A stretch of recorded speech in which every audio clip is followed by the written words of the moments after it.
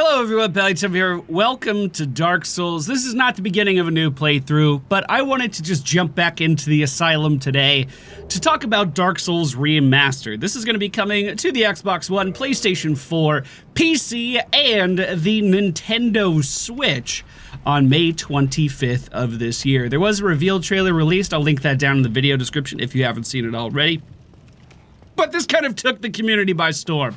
So I imagine that most of you that are interested in the Dark Souls remaster have already seen the trailer already. That's why we're just not looping it here.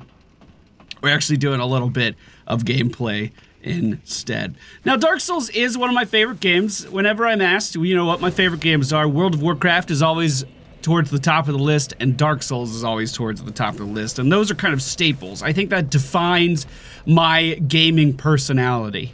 Open worlds that I can get lost in, and extremely difficult games that I could fall in love with. Those are two things I look for when I'm investing in a new title. And I am really excited for the remaster.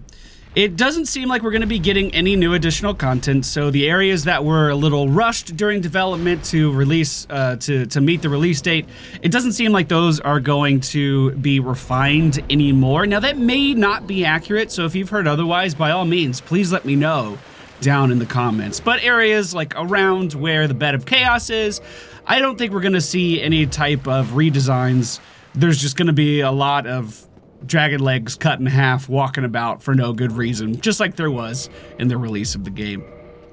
One thing I am extremely excited about, though, and I didn't actually realize that Dark Souls 3 had this entirely, but the 6-player online connectivity, that's pretty cool. Being able to have 6 people to do co-op with, or a mixture between co-op players and invaders all being in one game, up to 6 people is going to be a really nice addition to this game.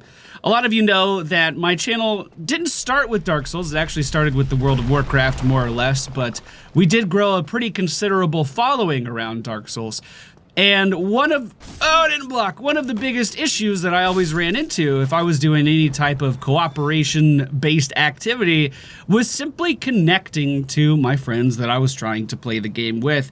I remember at the beginning of the Smo and Orenstein playthrough that I do with Ruicon, it was about a 45-minute process just for us to connect to a game. I was alt-tabbed, come back in, click on the screen, and immediately fall off a cliff and died. To say that wasn't a good experience would be a little bit of an understatement. But I am really excited that they're also bringing over the password system. And if you don't know how that works, basically in Dark Souls 3, you can hit start, you can go over to your menu over here and set a password so only your friends will be able to see your co-op signs, and it makes it really, really easy to connect to players. And I'm really excited about that. It also appears that we're going to be getting dedicated servers this time around, so PvP might actually be smooth. And who knows, we might actually get to see the arena being used in the DLC. I think that would be pretty exciting, actually, being able to go down there and actually fight some people. Now, out of all of these Souls series, Dark Souls 1 is the one that's closest to my heart because I've always just enjoyed the combat the most.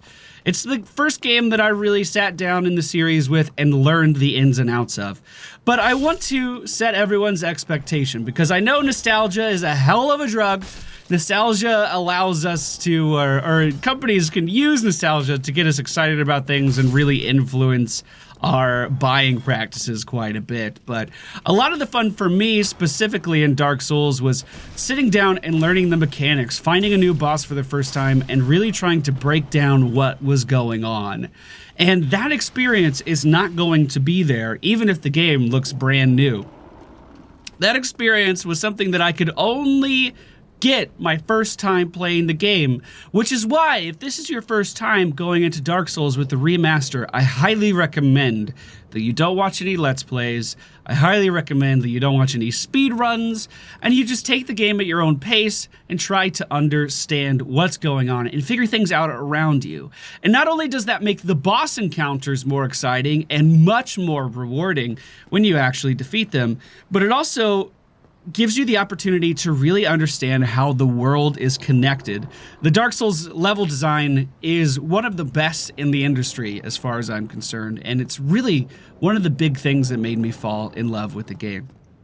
Now, some of the concerns I do have about the Switch version in particular, which, by the way, out of all of the consoles, the Switch is definitely my favorite and probably the only console I'm interested in playing Dark Souls on, in any capacity. But of course, the Switch is meant to be played in very mobile settings. For instance, most of the time I'm playing on my Switch, it's when I'm flying out to some convention or press summit somewhere or flying to visit family. I'll bring out my Switch for a few hours and enjoy the games. But if you're interrupted in Dark Souls, it's not like there's a pause button. You can't do anything with that. So I'm kind of wondering if you put your Switch in like sleep mode, does your game just keep going? Do people stab you? Are you gonna wake up dead? Do you have to get your souls back? Now, for most veteran players, retrieving your souls wouldn't be that big of a deal, but you know, it's something to think about. I am extremely excited about the Remastered edition. I hope you guys are looking forward to that too. We're probably gonna go in and do a playthrough. I definitely want to see what these bug fixes are. So for instance, you can skip a lot of boss mechanics. We'll use the Bed of Chaos again as an example.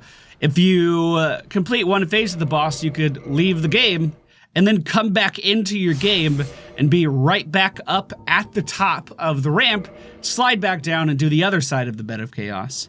There are some jumps that I would do on certain levels to skip a majority of the content. For instance, in the Painted World, there were a few skips in there that could save you a ton of time.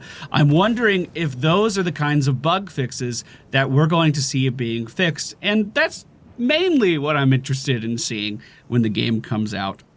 So let me know what you guys are looking forward to the most for Dark Souls Remastered. We are going to be doing a playthrough on the channel, or at least on the Twitch channel, when the game is released, so I hope you guys are looking forward to that. Also, the idea of running through the game with my friends as just a big group is really appealing to me, and I want to do that a lot. But thank you all for watching, hope you enjoyed, and I'll see you all in the next one. Only in the ancient legends it is stated that one day an undead shall be chosen.